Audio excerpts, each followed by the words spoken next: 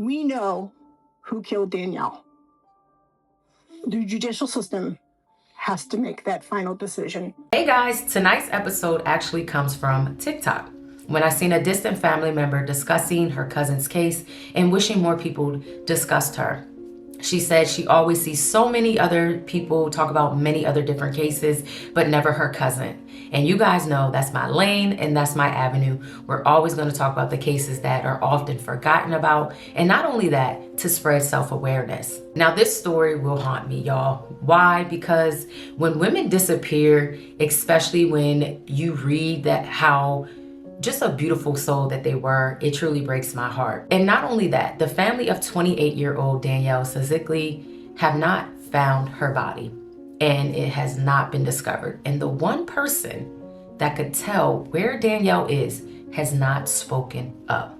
So let's get into today's episode. 28-year-old Danielle Stislicki was full of life. She was kind-hearted and a very punctual individual. She worked at MetLife in Southfield, Michigan, and on December 2nd, 2016, this would be the last time anyone would see her alive. Now, when Danielle did not show up for dinner with her best friend knew immediately that something was wrong. And I like those kind of people. When they know that you are punctual, you're a routine kind of individual, and they know like if they're not getting a text or a phone call, they immediately check in with loved ones. Those are my kind of people because yes, ma'am. You are the friend that was supposed to meet her that night. Yeah. And today you get a little bit of closure. It's not enough yet. I mean, to have her home would be closure. The constant wonder of where she is and when we're going to be able to say goodbye. There's so much craziness going on. And although this occurred in 2016, I think that is something that many people should do. No, you shouldn't automatically worry, but check in with the individual before assuming like they just, didn't want to show up and meet with you. So that was the great thing about that. But as I began to read about the disappearance of Danielle, it kind of broke my heart because as a woman that has worked with a lot of males in the office, Danielle would come across a man by the name of Floyd Galloway. He was a security officer that worked in the building, and he was very flirtatious with Danielle, even sent her flowers. You know how that can be in the office, especially if you're a woman, and you're not thinking that the one person that you're just kind to, you rub off the flirtatiousness would be the individual that will take your life. Received flowers from an anonymous person while she was at work. But what shocked even Stislicki's mother, the text exchange between the two? You wouldn't happen to know anything about a nice bouquet of flowers that were left on my desk, would you? From Mr. Galloway to Ms. Stislicki, nope, I'm not sure about any flowers. And that's the scary thing. Behind people's eyes, you truly never know their real intentions. Now, it had been reported, like I said, on December 2nd, 2016, Danielle was last seen around 5 p.m. Witnesses said they seen Floyd Galloway in the passenger side of her Jeep Renegade. Someone in the vehicle with her? Yes. Who was that? The defendant. Now, investigators and people close to Danielle believe that Floyd Galloway came up with this plot to kind of get extra close to Danielle, meaning that night he was off, meaning he didn't work. He called off, claiming that he had a doctor's appointment for the workday, right? But he was at the building in the parking lot, and reports said that he was having car trouble with the hood up. So when he sees Danielle, he asks for a ride, and Danielle is not thinking that this man is going to do anything to her because, like I said, when you work with people and you're not thinking that someone that you're just kind to would do something like that to you, I'm telling you, you're really not thinking that. But unfortunately for Danielle, this man had put up a whole plot, conducted a whole plot, might I add, to get extra close to Danielle that night. Now, on December 3rd, family, from what I read, went to Danielle's apartment complex and they seen her car parked in her original spot, but in the car was her purse and everything else besides the keys. And when they went into her home, her cat and everything else was fine in her residence. So it wasn't really making sense. where was Danielle? And like I said before, this was totally out of Danielle's character. She was a very punctual woman. So like I said, when her best friend realized that she was not at that dinner, she stepped in and did the right thing and called her family. Now, investigators did bring in Floyd Galloway for questioning. About 7 days after Danielle's disappearance, he did take a lie detector test. I guess apparently his attorney told him to do it, right? Unfortunately for him, he did not pass that lie detector test. And it had said that he said some things in that lie detector test that raised a lot of suspicion. Now, acting on a tip, police went to Floyd Galloway's home on December 22nd, and they would find things that was not right. They found that a part of his carpet had been replaced, and now it was tested, and it had appeared that it was Danielle's DNA. And Floyd also bought a new comforter. 2 days after her disappearance, video showed Galloway at a Bed Bath & Beyond buying a comforter for his bedroom. And she goes missing. You have a new comforter on the bed. But once investigators got inside Galloway's apartment, they found remnants that could be blood cleaned from the carpet. This area right over here is what illuminated. So this is the section that was cut out. Mr. Galloway. Now, according to records, I'm going to read over here. Here's what prosecutors say the evidence show. Around 8 p.m., Danielle's phone was traced on a path between Galloway's home and her apartment. Security cameras recorded a video matching her Jeep heading towards her home. Then at 8:40 p.m. showed Galloway at Tim Hortons, about a 10-minute walk from her apartment. Police later found Danielle's keys and Fitbit near that area. Floyd, you have something that you need to say, sir? Then around 9 p.m., a cab driver reportedly picked up Galloway up near Tim Hortons and dropping him off at an apartment complex close to where Danielle had disappeared. By 9:35, security footage showed a vehicle resembling Galloway's car moving towards his home. In court, new video placed Galloway at a Tim Hortons near her home. He called for a taxi using the business phone. Stislicki's keys and Fitbit found along the same path Galloway walked to the coffee shop. Now, in September of 2019, a judge did rule that there was enough evidence to officially charge Floyd Galloway with the murder of Danielle. He had said that there was an overwhelming y'all, probable cause that he had committed the crime. But however, this is where it gets a little sticky and a little irritating for me. A judge ruled that some of the evidence that was found due to the tip from the lie detector tests basically were suppressed because of how they were obtained.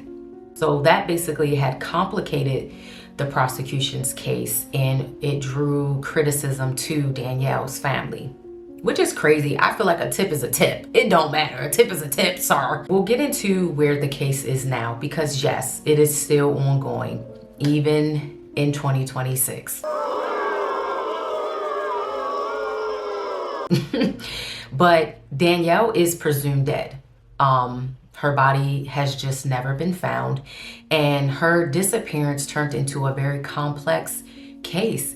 You know, it went from missing person case to this complex legal battle, and her family has been fighting very hard in order to get justice for their baby, as they rightfully should, you know, because he did it. But here's the thing that kind of PMO with cases is that 2 months before Danielle's disappearance, he literally attacked a woman in September of 2016, but he was not charged until 2017. Now, mind you, Danielle's case happened the same year, December 2016.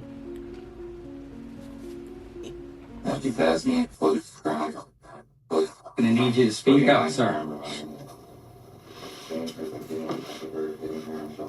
This was the scene back in November of 2017 when Floyd Galloway made his admission in court. But as I read, they were able to use the context of what happened to the jogger and to connect him to, well, convict him with everything going on with Danielle's to charge him. Sometimes it's truly baffling that something has to occur, and then although it doesn't go the way the legal, you want it to go as fast. It's like, dang, had he been in jail and properly charged for, the attack on the jogger, Danielle would still be here, because that was 2 months after what happened to her.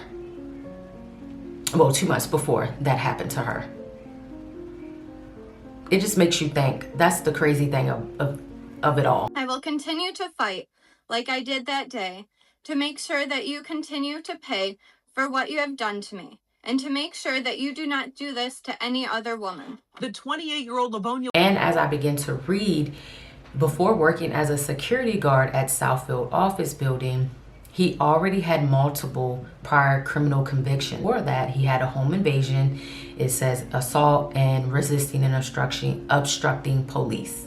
And these were not rumors or allegations. This is literally on the record of him.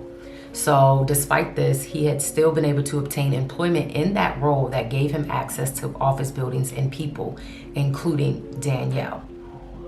So it was like a buildup. And this is why sometimes it's so important, and it breaks my heart when people don't get like the years they deserve the first time, because had he not been working there, Danielle and the other woman, Danielle wouldn't be deceased and the other woman wouldn't have been attacked. Like, what are we talking about? This is exactly why, sometimes you have to lay the law down on some of these people.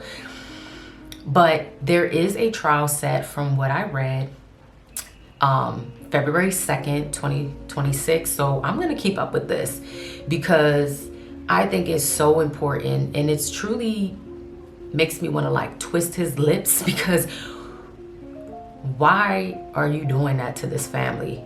Tell them where their daughter is. Tell them where their daughter is.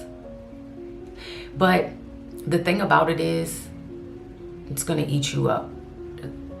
Danielle's family, yes, they will miss their daughter, and her siblings will miss her, but they will be able to have a life. You're gonna sit in jail, and when it comes, you will get life. I hope and pray he gets life, so he does not get out and attack more women, because that's why we have issues like this. If you've been following, then you know. I lost a friend that the person should have been in jail, and he got out. He did the crime again. And that's how my friend lost her life. Her body was thrown, if you live in Baltimore, in the Herring Run water. Then you know exactly what I'm talking about. He was already a convicted felon. He was already a rapist. He should have been in jail. Life. We have to stop being lenient. I'm sorry, there is no coming back from certain crimes. That's just who you are. That's your character. But I'm grateful that Danielle's cousin spoke about her in such a great way, because it led me to Danielle, and I will keep up with this case. I'm gonna mark it down on my handy dandy. That's why I got this. I'm gonna write Danielle's name, because I want to make sure I'm keeping up with these cases, so that way we can go over them and see if justice has prevailed. As always, I'm sending Danielle's family love and light, and I do pray that they find out where their baby girl is. I watched an interview of them, which I will include some inserts, and it broke my heart, especially to see her mom cry, and to see how strong they talked about her.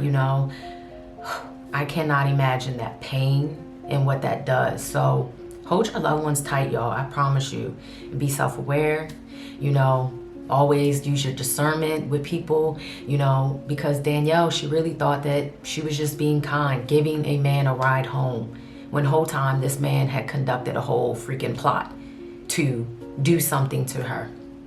So until the next episode, guys, I'll see you. As always, let me know if any cases you want me to cover. You guys know it does not matter, big or small. I cover them all. And if you want me to read any type of transcripts, let me know as well, because we have a new segment under the milk carton where we will be reading those. So make sure you go check out the case that we're doing. It's about Cameron Todd Willingham. It's a really good transcript. So let me know what you guys think. I'm all for constructive criticism, because you are my viewers, you're my audience, you're my co-hosts, okay? Co-hosts, okay, here.